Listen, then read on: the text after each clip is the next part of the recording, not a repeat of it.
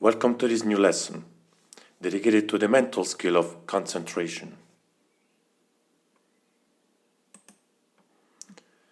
Concentration is the ability to keep attention on a specific activity without being distracted by unrelated elements, the distractors.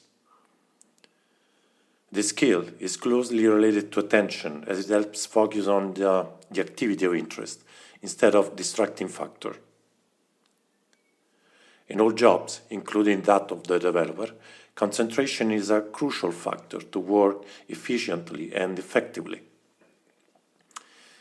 In 1975, Hungarian psychologist Mihail Csikszentmihalyi formulated the theory of flow, also known as theory of optimal experience.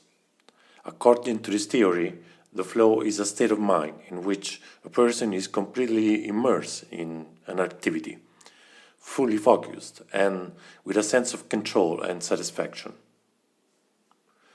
It is the moment when you lose perception of time because you are so immersed in the task and enjoying the situation to the fullest that you are unable to think of anything else. We can consider it the maximum expression of concentration. The name of the flow theory derives from the fact that during the interviews and therapies carried out by this psychologist, the patient described these experiences using the metaphor of a water current that dragged them along.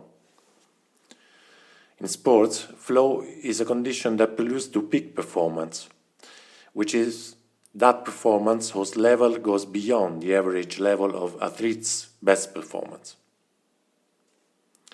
Flow is therefore a status in which one is so immersed in the task that completely ignores distractions.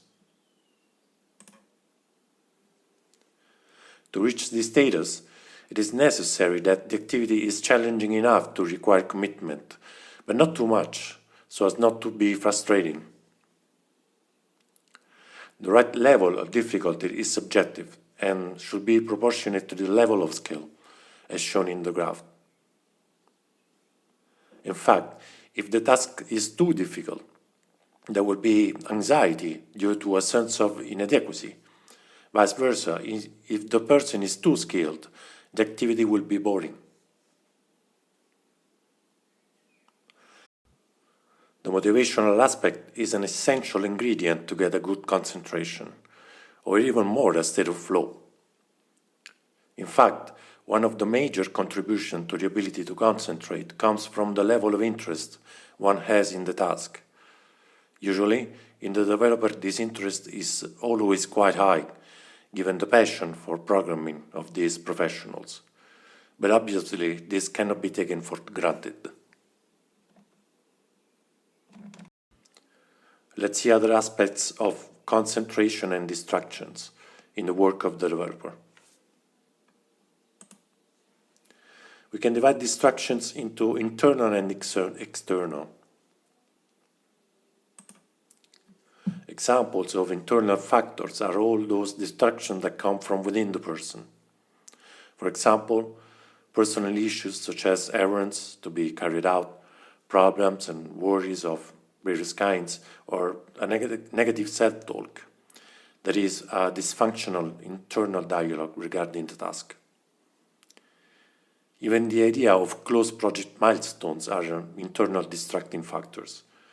Tasks in queue or already done, thoughts about possible regressions, and so on. Examples of external distracting factors are incoming phone calls, the chatting of colleagues in the room, incoming notifications from the phone or PC, from social networks, emails, traffic noise, constructions, and so on. These and other distractions are always present in a work environment, but a good level of ability to concentrate will help the developer maintain or quickly return attention to the task, therefore protecting performance and productivity.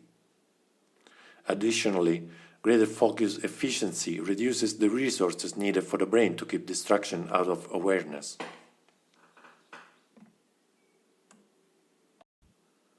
Let's see some strategies which can be used to train the ability to concentrate. Here too we find mindfulness meditation, which increases emotional cognitive centering by reducing the possibility that incoming distraction interfere with the task.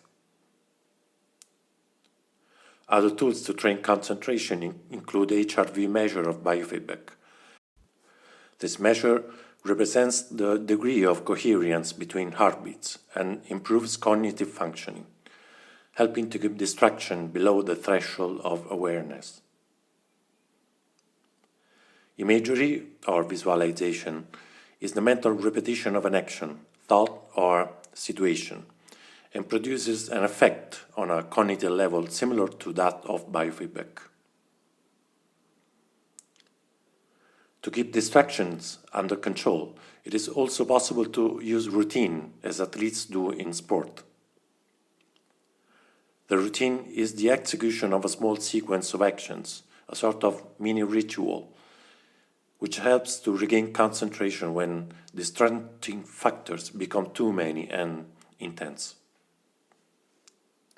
Lastly, also here we propose the Pomodoro technique, which involves alternating work and both short and long breaks.